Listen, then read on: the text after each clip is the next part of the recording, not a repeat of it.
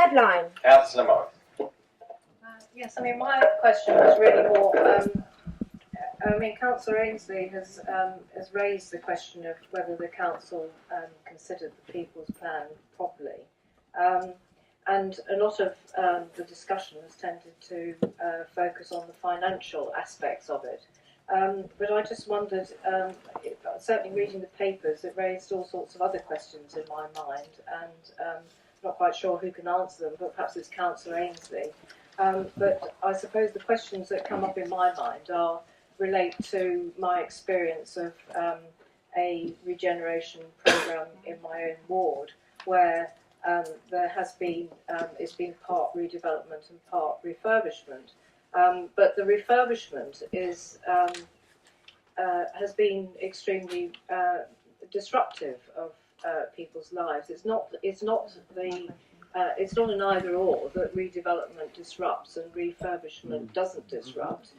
People have had to move out of their homes in order for them to be refurbished, and so it just seemed to me that there were elements of the People's Plan that seemed to suggest that the sort of disruption that sometimes accompanies regeneration, and we hope that in this particular case that the council will be trying to minimise that disruption, but it seemed to imply that that kind of disruption wouldn't come about if there were extensive refurbishment of the estate.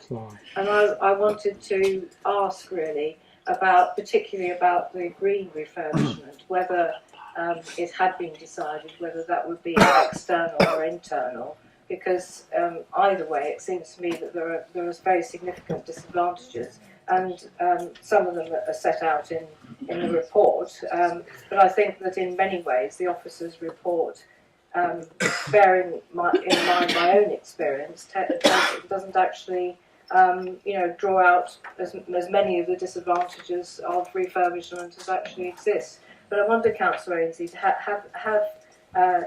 does the People's Plan involve external green, external insulation or internal insulation? Are you trying to waste our time? Councillor Morris, I do find your questions obfuscatory, running down the clock when everyone else's time's restricted. I don't think that's one of the points that I particularly wanted to make tonight, and I'm not going to answer it because it's going to waste time.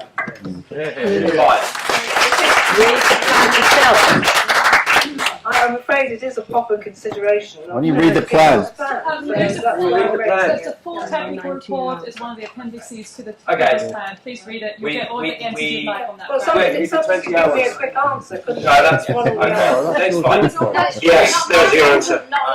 We haven't been asked to consider the People's Plan. We've been asked to consider whether the council officers and the cabinet member considered it properly. And I think that's, we're going to have to leave that particular section and quickly move on to the third point, which is the unfair impact on the residents, including the removal of key rights in Councillor Ainsley's phrase in his bit where he asks what he wants this committee to do.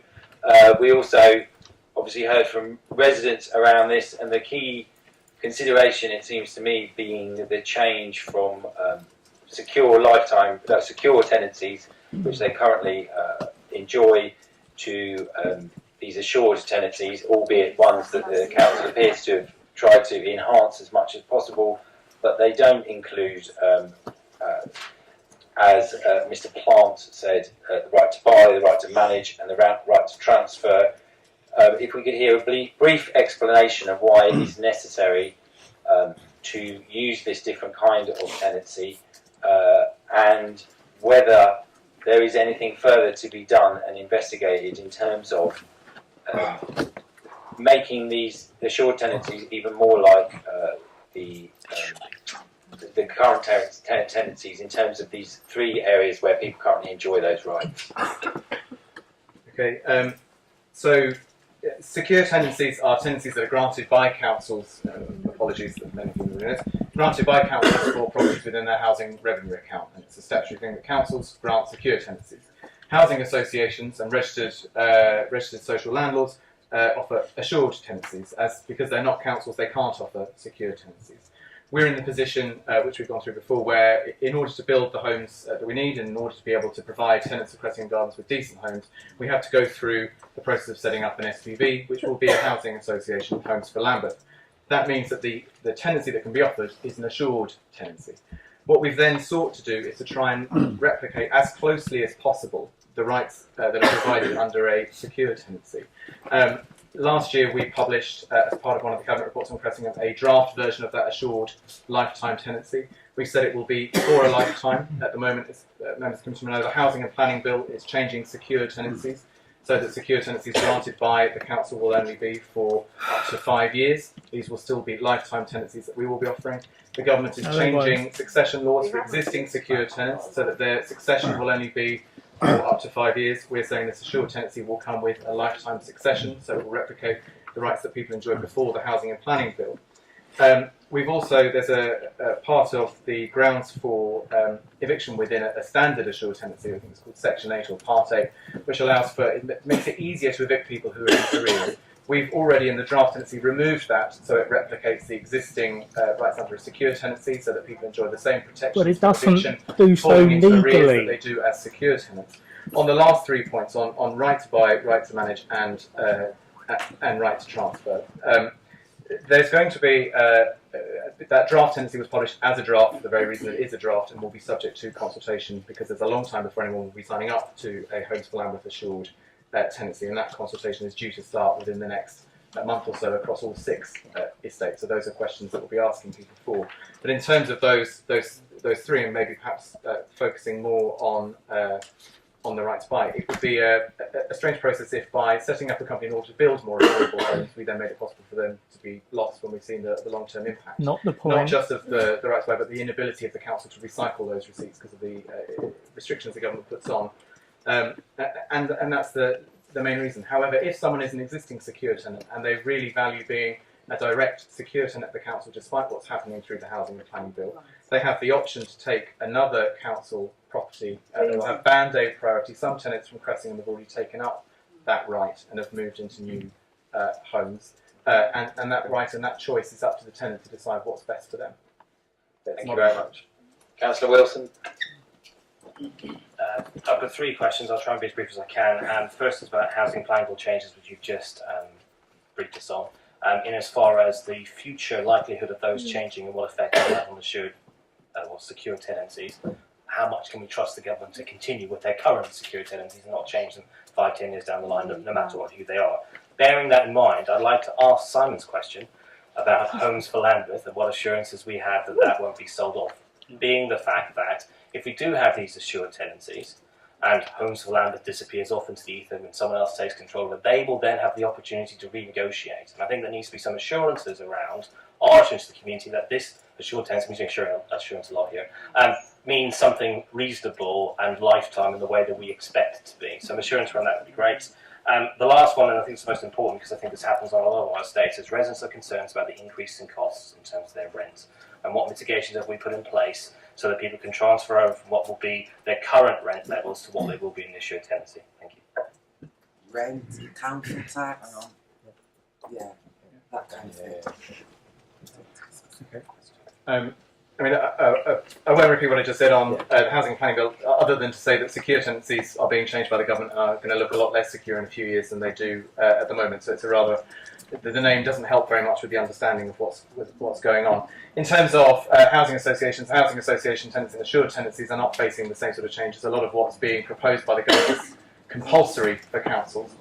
Is being offered as optional to housing associations, and we've already said and put forward in everything that we're doing that we won't go down that route with Homes for Lambeth. They will remain lifetime tenancies, they will remain lifetime succession, and not introduce, for example, pay to stay, which the government is currently introducing, where people who earn Council Big Chase says that it's true. Introducing a higher rent for people on household incomes of over £40,000. We've also said that the council will have that imposed on it by central government. Homes for Lambeth as a housing association will not have to introduce that and would not introduce that. In terms of future changes, I mean, I don't. Sorry, that's voluntary by the housing association. It's not your decision. As far as I can throw them, and I'd throw them quite far if I could. So I can't answer for the government other than to say that we will make these as robust and as secure as possible. In terms of sale of homes for land with companies pointed out, first of all, we put in place to try and make it as secure as possible, a sort of a triple lock, which would require the unanimous consent of Cabinet, the unanimous consent of members of the board, but also a 2/3 majority vote of full council. And I think it would be exceptionally stupid for anyone to assured tenancy. While secure tenancies can be amended by legislation, assured tenancies are contracts between two people, the housing association and the tenant. They can only be changed with the tenant's consent.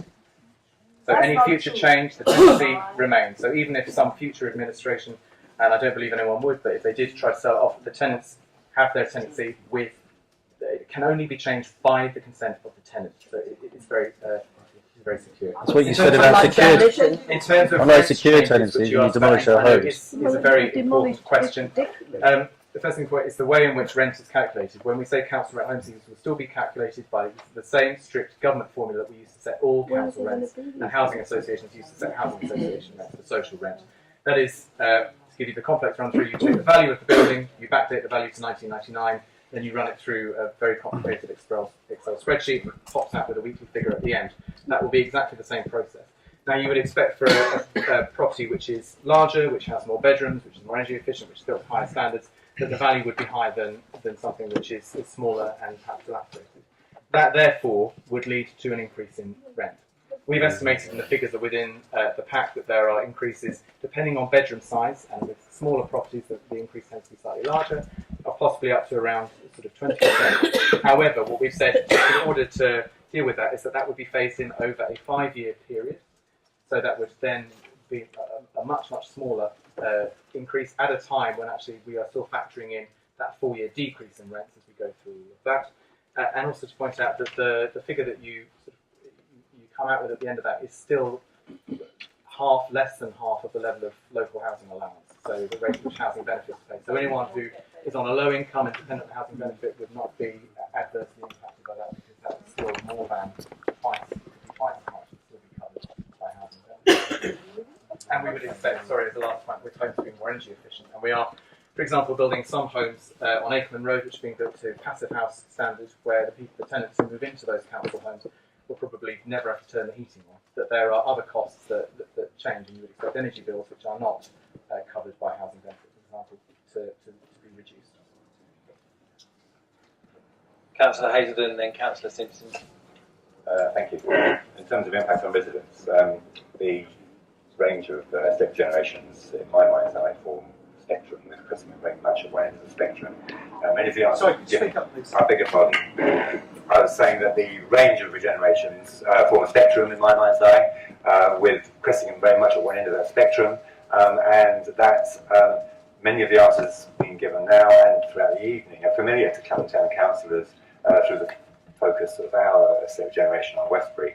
And I wondered if, very quickly, of course, whether Councillor Bennett and officers perhaps could indicate the extent to which these measures being described tonight, the lessons learned effectively from the other schemes, particularly in terms of how residents have been engaged closely, and in fact already discerning their own development management teams, and how you can give us confidence that you'll secure good design, both in terms of dwelling and neighbourhood, because they are obvious aspirations, but we need to know that there's mechanisms in place to begin to deliver those.